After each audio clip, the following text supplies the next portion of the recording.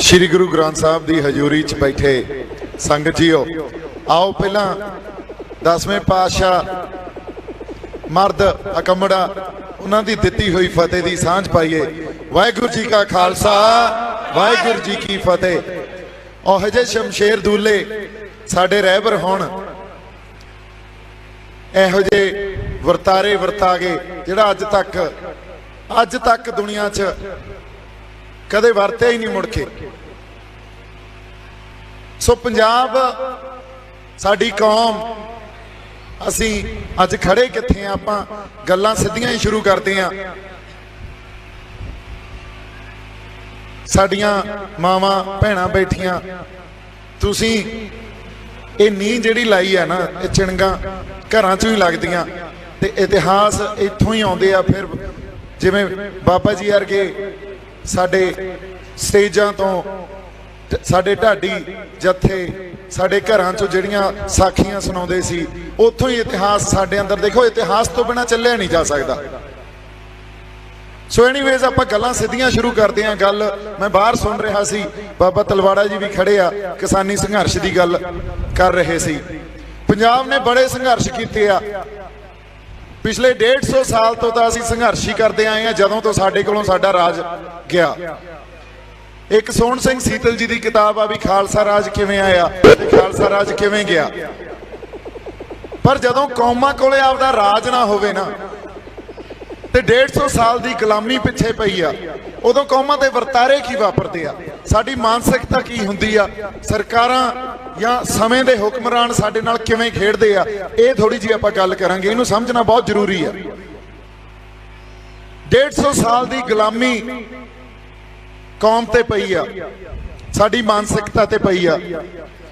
जदों कौम इन्ना लंबा समा गुलाम रह चुकी होवे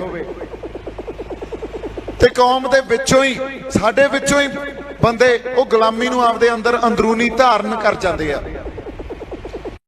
होया सी सिर्फ डर, वो सैल्फ डाउट आ जिहड़ा आपदे आप नूं ही तुसीं ये सोची जाना भी साडे तो कोई खता हुंदी आ, असीं गलतियां करदे आ, ते वो डर आ जिहड़ा यही दा गुलामी दी मानसिकता, ये तो कौमां दा निकलना बड़ा मुश्किल आ। फिर तुहाडी जिहड़ी कॉमन सेंस है ना, गल्लां नूं सोचण दी समझण दी एक आपदे कोले क्षमता जिहड़ी वो बदल जांदी आ।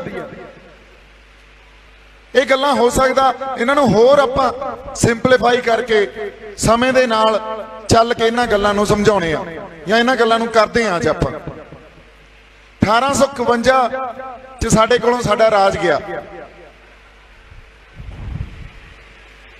उदों बाद जदों सिख राज साडे कोलों गया ते साडे ते गोरे हुक्मरान आ गए। असीं उन्हां दी गुलामी च लंबा समा बतीत कीता। उस दौरान वरतारा यह वापरिया भी किसी टाइम पंजाब इत्थों दे संघर्षी बंदे साडे उस वेले दी लीडरशिप साडे जरनैल आपदी आज़ादी लई लड़ रहे सी अंग्रेज हुकूमत नाल। उसे वरतारे च किसी वेले यही गांधी नेहरूआं ने आके सानू आपदी आज़ादी तो हला के ते एक पूरे देश की बड़े खिते की आज़ादी ते लाता भी कोई नहीं, आपां सांझी लड़ाई लड़िए। साडे वाले समझ के भी चलो सांझी लड़ाई लड़ते हैं, कोई नहीं, असी सरबत दे भले वाली कौम आ, इन्हां दी लड़ाई भी असी लड़ते हैं। आज़ादी दी अज 15 अगस्त है ना, आज़ादी दी लड़ाई च 90-93% कुर्बानियां साडियां किहड़े मोर्चे नहीं असी लाए। जदों महंतां तो गुरुद्वारा साहब असी उन्हां दे चाबियां वाला मोर्चा, फिर गुरु का बाग मोर्चा, जैतों वाला मोर्चा, फिर असी हुण वाले संघर्षां दी गल कर लईए बरगाड़ी वाला आपां मोर्चा लाया, सरबत खालसा वो सरसे वाले साध वेले फिर सारी कौम सारा पंथ इकट्ठा हो गया। अज किसानी संघर्ष च खड़े आ। इहदे विच साडे नाल 84 भी वापर जांदी आ, साडे नाल नस्लकुशी भी साडी हो जाती है, फिर साडी लुकमें तौर च भी नस्लकुशी चल रही है जिन्होंने अजे तक कौम देख नहीं पा रही। क्यों नहीं देख पा रहे? साडी मानसिकता कित्थे चली गई? असी गल्लां नूं समझ क्यों नहीं पा रहे? क्योंकि 150 साल की गुलामी ने साडी मानसिकता च डर पैदा करता। ये डर 26 जनवरी नूं तुसीं देखिया सी जदों निशान साहब उस किले ते झूलिया ਤੇ ਸਾਡੇ ਆਗੂਆਂ ਨੇ ਨਹੀਂ, ਸਰਕਾਰ ਨੇ ਕਿੱਡਾ ਵੱਡਾ ਅਟੈਕ ਕੀਤਾ। ਲੋਕਾਂ ਨੇ ਨਿਸ਼ਾਨ ਸਾਹਿਬ ਲਗਾਉਣ ਲੱਗ ਪਏ, ਆਪਦੇ ਗੁਰੂ ਦੇ ਨਿਸ਼ਾਨਾਂ ਤੋਂ ਮੁਨਕਰ ਹੋ ਗਏ। ਇਹ ਕਿਉਂ ਵਰਤਾਰੇ ਵਾਪਰਦੇ ਆ? ਪੰਥ ਨੇ ਉਹਦੇ ਆਪਦਾ ਦਬਦਬਾ ਦਿਖਾਤਾ ਸੀ ਵੀ ਖੜੇ ਆ ਜੇ ਉਸ ਸ਼ਮਸ਼ੇਰ ਦੂਲੇ ਦੇ ਸਾਜੇ, ਆ ਤੁਹਾਡੇ ਲਾਲ ਕਿਲੇ ਤੇ ਲਾਤਾ ਆ ਕੇ ਝੰਡਾ। ਦਬਦਬਾ ਕੌਮਾਂ ਦਾ ਚਿੰਨ੍ਹਾਂ 'ਚ ਨਿਸ਼ਾਨਾਂ 'ਚ ਹੀ ਹੁੰਦਾ।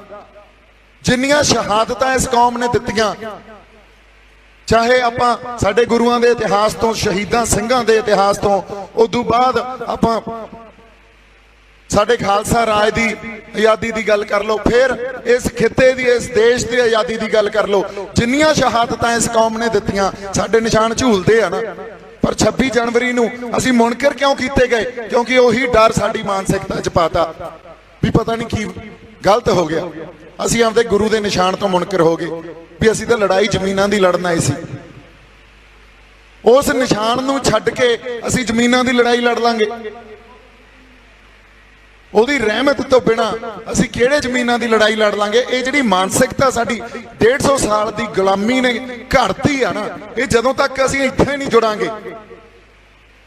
ਆ ਪੰਥਕ ਸ਼ਖਸੀਅਤਾਂ ਸਾਰੀਆਂ ਖੜੀਆਂ, ਗੁਰੂ ਦੀ ਬੜੀ ਬਖਸ਼ਿਸ਼ ਆ, ਬਾਣੇ 'ਚ ਸਾਬਤ ਸੂਰਤ ਆ।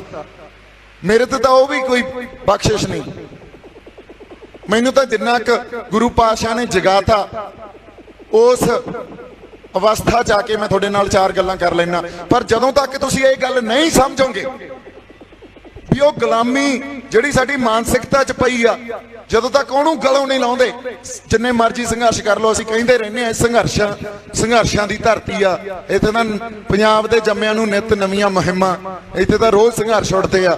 ਆ ਨੌਜਵਾਨ ਸਾਡੇ ਬੈਠੇ ਆ ਇੱਥੇ, ਬਾਈ ਜੀ ਜਿੰਨੇ ਮਰਜ਼ੀ ਸੰਘਰਸ਼ ਕਰ ਲਓ, ਕੁਛ ਨਹੀਂ ਬਣਨਾ। ਕਿਸੇ ਨੇ ਬੇਰਾਂ ਵੱਟੇ ਨਹੀਂ ਪੁੱਛਣਾ, ਪਹਿਲਾਂ ਆਪਦੀ ਤਾਂ ਲੜਾਈ ਪਛਾਣਨੀ ਪਊਗੀ। ਅਸੀਂ ਲੜਨਾ ਕਿਸ ਖਾਤਰ ਆ? ਕਦੇ ਕੌਮ ਨੇ ਆਪਦੀ ਸਵੈ ਪੜਚੋਲ ਵੀ ਨਹੀਂ ਕੀਤੀ ਅੱਜ ਤਾਈਂ। ਕਿਵੇਂ ਨਿਖੜੇ ਫਿਰਦੇ ਆ, ਕਿਸੇ ਦਾ ਫੌਂ ਨਹੀਂ ਪੈਂਦਾ। 70 ਸਾਲ ਹੋ ਗਏ ਸਾਡੇ ਤੇ, ਕਦੇ ਆ ਬਾਦਲਾਂ ਵਰਗੇ ਆ ਜਾਂਦੇ ਆ, ਕਦੇ ਕੈਪਟਨ ਵਰਗੇ ਆ ਜਾਂਦੇ ਆ, ਕਦੇ ਉਹ ਕੇਜਰੀਵਾਲ ਆ ਕੇ ਸਾਨੂੰ ਇੱਥੇ ਨਵੇਂ ਵਾਅਦੇ ਕਰ ਜਾਂਦਾ। ਹੁਣ ਸਿੱਧੂ ਆ ਗਏ, ਨਵਜੋਤ ਸਿੰਘ ਸਿੱਧੂ, ਉਹ ਆ ਗਏ। ਅਸੀਂ ਉਧਰ ਨੂੰ ਉੱਲਰ ਜਾਂਦੇ ਆ, ਪਤਾ ਨਹੀਂ ਉਹ ਸਾਡਾ ਕੀ ਕਰ ਦੇਣਗੇ। ਕਰਨਾ ਕਿਸੇ ਨੇ ਕੁਛ ਨਹੀਂ, ਜਦੋਂ ਤੱਕ ਅਸੀਂ ਸਵੈ ਪੜਚੋਲ ਕਰਕੇ ਸਾਡੀ ਲੜਾਈ ਕੀ ਆ ਇਹ ਨਹੀਂ ਪਛਾਣਦੇ। ਔਰ ਇਹ ਗੱਲ ਸੰਤ ਜਰਨੈਲ ਸਿੰਘ ਭਿੰਡਰਾਂਵਾਲੇ ਨੇ ਪਛਾਣ ਲਈ ਸੀ, ਜਦੋਂ ਉਹਨਾਂ ਨੇ ਕੌਮ ਨੂੰ ਇਹ ਕਿਹਾ ਸੀ ਵੀ ਇਹ ਗੁਲਾਮੀ ਤੁਹਾਨੂੰ ਗਲੋਂ ਲਾਉਣੀ ਪੈਣੀ ਆ।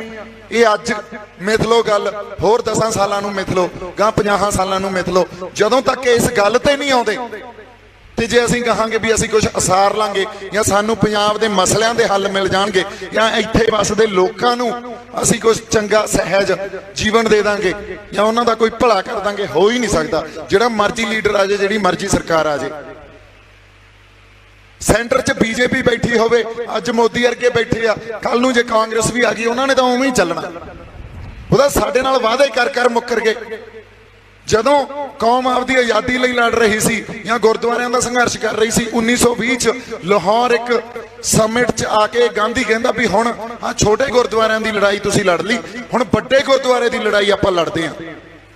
ਵੀ ਦੇਸ਼ ਨੂੰ ਗੁਰੂ ਤੋਂ ਵੱਡਾ ਕਰਤਾ, ਵੀ ਹੁਣ ਦੇਸ਼ ਦੀ ਆਜ਼ਾਦੀ ਦੀ ਲੜਾਈ ਲੜੋ ਤੁਸੀਂ। ਸਾਡੇ ਬੰਦੇ ਉਹਨਾਂ ਦੀ ਗੱਲ ਸਮਝ ਨਹੀਂ ਸਕੇ, ਕਿਉਂਕਿ ਉਦੋਂ ਤਾਂ ਕੌਮ 'ਚ ਭਰੋਸਾ ਕਰਨ ਦੀ ਅਸੀਂ ਗੁਰੂ ਤੋਂ ਮੰਗਦੇ ਹਾਂ ਅਰਦਾਸ 'ਚ ਵੀ ਭਰੋਸਾ ਦਾਨ। ਉਦੋਂ ਕੌਮ ਭਰੋਸਾ ਕਰ ਗਈ, ਉਹ ਵਾਅਦੇ ਖਿਲਾਫੀਆਂ ਉਹਨਾਂ ਨੇ ਕੀਤੀਆਂ, ਸਾਡੇ ਭਰੋਸੇ ਉਹਨਾਂ ਨੇ ਤੋੜੇ। ਅੱਜ ਅਸੀਂ ਖੜੇ ਕਿੱਥੇ ਆ? ਅੱਜ ਅਸੀਂ ਕਿਸੇ ਤੇ ਭਰੋਸਾ ਨਹੀਂ ਕਰਦੇ। ਜਿਹੜਾ ਤੁਹਾਡੇ ਕੋਲੇ ਆ ਕੇ 4 ਗੱਲਾਂ ਕਰ ਲੈਂਦਾ, ਉਧਰ ਨੂੰ ਉੱਲਰ ਜਾਂਦੇ ਆ। ਜਿਹੜੇ ਇੱਥੇ ਬੈਠੇ ਆ, ਉਹ ਹੋ ਸਕਦਾ ਮੈਨੂੰ ਐਂ ਸਮਝਣ ਵੀ ਹਾਂ ਸਾਡਾ ਬੰਦਾ ਇਹ ਜੁਝਾਰੂ ਆ। ਜਿਹੜੇ ਬਾਹਰ ਕਿਤੇ ਆ, ਉਹ ਇਹ ਕਹਿਣਗੇ ਬੀਜੇਪੀ ਦਾ ਏਜੰਟ ਆ, ਇਹ ਤਾਂ ਮੋਦੀ ਨੇ ਛੱਡਿਆ। ਅਸੀਂ ਕਿਵੇਂ ਨਿਖੜੇ ਫਿਰਦੇ ਆ, ਸਾਡੀ ਮਾਨਸਿਕਤਾ ਕਿੱਥੇ ਲੈ ਗਏ ਉਹ। ਅਸੀਂ ਕਿੰਨੀਆਂ ਆਪਦੇ ਆਪ ਨੂੰ ਕਿਹੜੇ ਜਿਹੜੇ ਉਹ ਜੁਮਲਿਆਂ 'ਚ ਕਿਸ ਤਰ੍ਹਾਂ ਦੀਆਂ ਅਸੀਂ ਆਪਦੇ ਆਪ ਨੂੰ ਧੋਖੇ ਦੇਈ ਜਾਂਦੇ ਆ। ਸਾਡੇ ਇਤਿਹਾਸ ਸੁਣਾ ਇਤਿਹਾਸ ਤਾਂ ਸੁਣਾ ਤੇ ਤੁਹਾਡੇ ਕਿਰਦਾਰ ਕਿੱਥੇ ਰਹਿ ਗਏ? ਉਹਦਾ ਗੁਰੂ ਨੇ ਤਾਂ ਫਿਰ ਸਾਨੂੰ ਸ਼ਾਸਤਰ ਬਖਸ਼ੇ ਸੀ ਨਾ। ਗੁਰੂ ਨੇ ਕਿਹੜਾ ਬੰਦਾ ਜਦੋਂ ਕੋਈ ਗੱਲ ਆਉਂਦੀ ਆ ਵੀ ਹੁਣ ਸਾਡਾ ਸੰਘਰਸ਼ ਆ ਅੱਜ ਸ਼ਾਂਤਮਈ ਚੱਲ ਰਿਹਾ, ਔਰ ਇਹ ਸੰਘਰਸ਼ਾਂ ਦੇ ਵਹਿਣ ਹੁੰਦੇ ਆ, ਇਹਨੇ ਕਿਵੇਂ ਵਹਿਣਾ ਇਹ ਕਿਸੇ ਨੂੰ ਨਹੀਂ ਪਤਾ। ਜਿਹੜੇ ਬੰਦੇ ਲਹਿਰਾਂ ਨੂੰ ਸੰਘਰਸ਼ਾਂ ਨੂੰ ਸਮਝਦੇ ਆ ਉਹ ਸੰਘਰਸ਼ਾਂ ਦੇ ਵਹਿਣ ਨੂੰ ਵੀ ਸਮਝਦੇ ਆ, ਇਹਨੇ ਕਿੱਧਰ ਨੂੰ ਵਹਿ ਜਾਣਾ ਪਤਾ ਨਹੀਂ।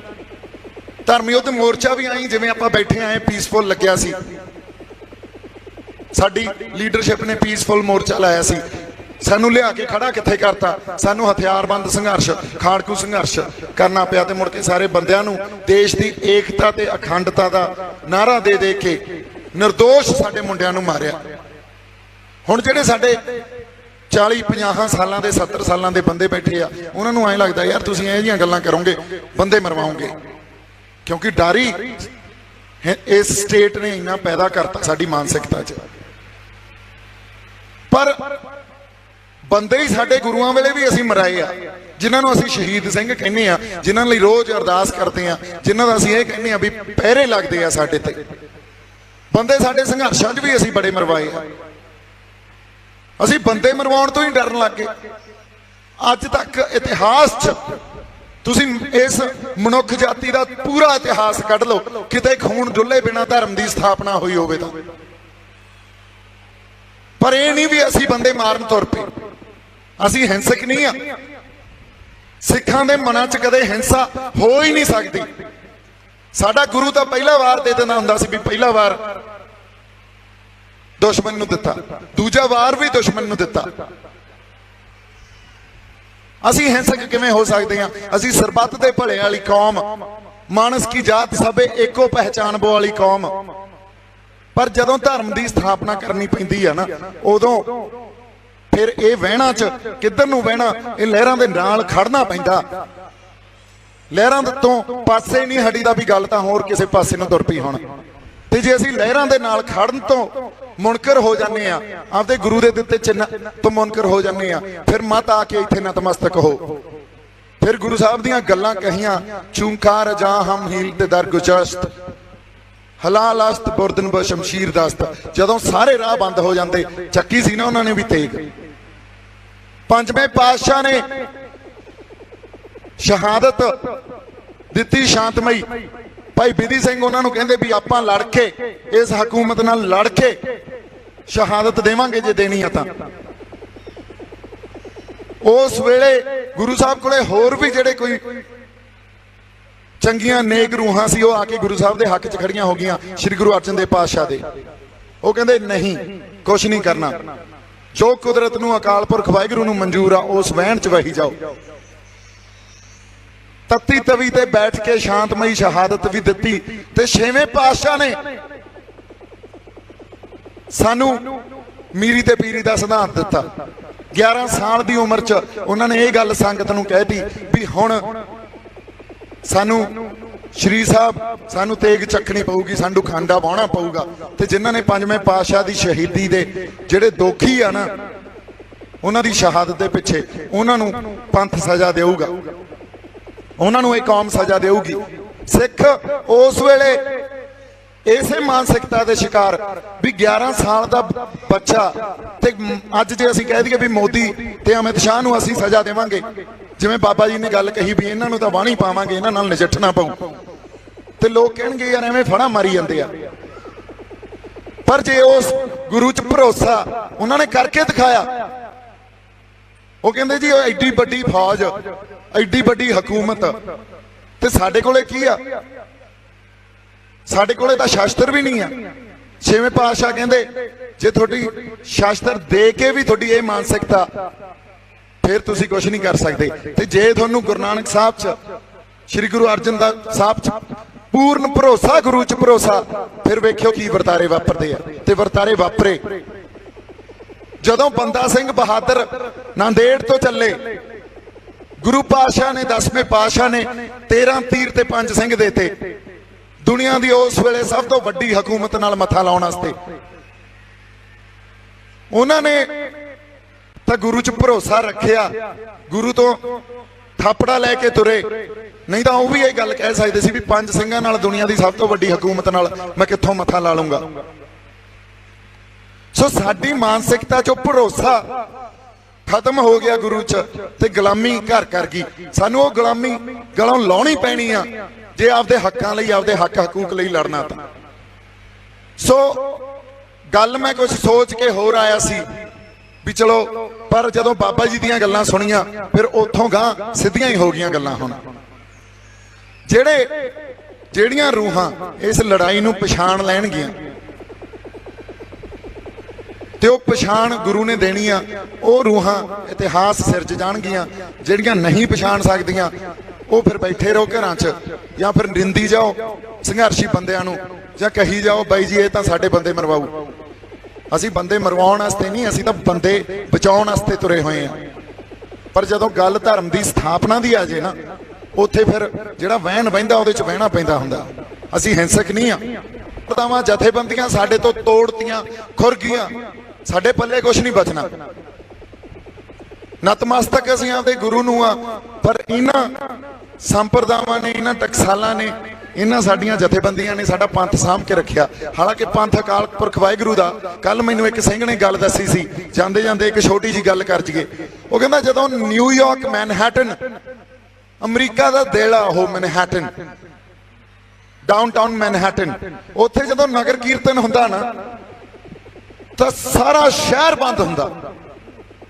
ਅਮਰੀਕਾ ਵਾਲਿਆਂ ਦੀ, ਉਸ ਅਮਰੀਕਾ ਵਾਲਿਆਂ ਦੇ ਝੰਡੇ ਦੇ ਨਾਲ ਖਾਲਸਾਈ ਨਿਸ਼ਾਨ ਸਾਹਿਬ ਝੂਲਦਾ। ਸਤਿ ਸ੍ਰੀ ਅਕਾਲ। ਸੋ ਪੰਥ ਤਾਂ ਕਿੱਥੇ ਖੜਾ, ਅਸੀਂ ਕਿੱਥੇ ਬੈਠੇ ਆ। ਸੋ ਇਹ ਉਸ ਅਕਾਲ ਪੁਰਖ ਵਾਹਿਗੁਰੂ ਦਾ ਪੰਥ ਆ। 10ਵੇਂ ਪਾਤਸ਼ਾਹ ਜਦੋਂ ਦਮਦਮਾ ਸਾਹਿਬ ਦੀ ਧਰਤੀ ਤੇ ਅੰਮ੍ਰਿਤ ਛਕਾ ਰਹੇ ਸੀ ਤੇ ਕੁਛ ਅੰਮ੍ਰਿਤ ਬਚ ਗਿਆ, ਸਿੰਘਾਂ ਨੂੰ ਕਹਿੰਦੇ ਸਰੋਵਰ ਚ ਪਾ ਦਿਓ। ਸਿੰਘਾਂ ਨੇ ਸਰੋਵਰ ਚ ਪਾਤਾ, ਕੁਛ ਫੇਰ ਬਚ ਗਿਆ। ਕਹਿੰਦੇ ਐਂ ਕਰੋ, ਇਹਨਾਂ ਨੂੰ ਅੱਖਾਂ ਤੇ ਕਰੀਰਾਂ ਤੇ ਛਿੜਕ ਦਿਓ। ਤੇ ਸਿੰਘ ਕਹਿੰਦੇ ਵੀ ਗੁਰੂ ਸਾਹਿਬ ਇਹ ਕੀ ਕੌਤਕ ਆ? ਕਹਿੰਦੇ ਉਸ ਅਕਾਲ ਪੁਰਖ ਵਾਹਿਗੁਰੂ ਦਾ ਪੰਥ ਆ, ਇਹਨੇ ਅੱਖਾਂ ਤੇ ਕਰੀਰਾਂ ਚੋਂ ਪੈਦਾ ਹੋ ਜਾਇਆ ਕਰਨਾ। ਸੋ ਇਹਨੂੰ ਕੌਣ ਮਾਰ ਲੂ? ਜੇ ਅਸੀਂ ਅਮਰੀਕਾ ਦੇ ਮੈਨਹੈਟਨ 'ਚ ਜਾ ਕੇ ਖਾਲਸਾਈ ਨਿਸ਼ਾਨ ਸਾਹਿਬ ਅਮਰੀਕਾ ਦੇਸ਼ ਦੇ ਝੰਡੇ ਦੇ ਨਾਲ ਚਲਾ ਸਕਦੇ ਆ, ਫਿਰ ਲਾਲ ਕਿਲਾ ਕੀ ਚੀਜ਼ ਆ ਯਾਰ? ਤੁਸੀਂ ਸਤਿ ਸ੍ਰੀ ਅਕਾਲ। ਗੱਜ ਕੇ ਜਕਾਰੇ ਕਿ ਜਾਵੇ, ਨਿਹਾਲ ਜਾਵੇ ਕਲਗੀਧਰ ਦਸ਼ਮੇਸ਼ ਪਾਤਸ਼ਾਹ ਜੀ ਦੇ ਚਰਨਾਂ ਨੂੰ ਪਾਵੇ। ਥੋੜੇ ਜਿਹੇ ਤਕੜੇ ਤਾਂ ਹੋ, ਜਿੱਥੇ ਤੁਸੀਂ ਬੈਠੇ ਹੋ, ਜਿਹੜੇ ਪੰਥ ਨੂੰ ਤੁਸੀਂ ਰਿਪਰੈਜ਼ੈਂਟ ਕਰਦੇ ਹੋ, ਜਿਹਨੂੰ ਤੁਸੀਂ ਬਿਲੋਂਗ ਕਰਦੇ ਹੋ, ਜਿਹੜੇ ਪੰਥ ਨੇ ਤੁਹਾਨੂੰ ਜਨਮ ਦਿੱਤਾ, ਥੋੜੇ ਜਿਹੇ ਤਗੜੇ ਤਾਂ ਹੋ ਯਾਰ। ਆਪਦੇ ਕਿਰਦਾਰ 'ਚ ਤਾਂ ਵਾਪਸ ਚੱਲੀਏ। ਉਹਨਾਂ ਕਿਰਦਾਰਾਂ ਤੋਂ ਬਿਨਾਂ ਸਾਡਾ ਗੁਜ਼ਾਰਾ ਨਹੀਂ ਆ। ਜੇ ਅਸੀਂ ਆਪਦੇ ਕਿਰਦਾਰ ਨੂੰ ਛੱਡ ਕੇ ਅਸੀਂ ਆਪਦੇ ਗੁਰੂ ਤੋਂ ਮੁਨਕਰ ਹੋ ਜਾਵਾਂਗੇ।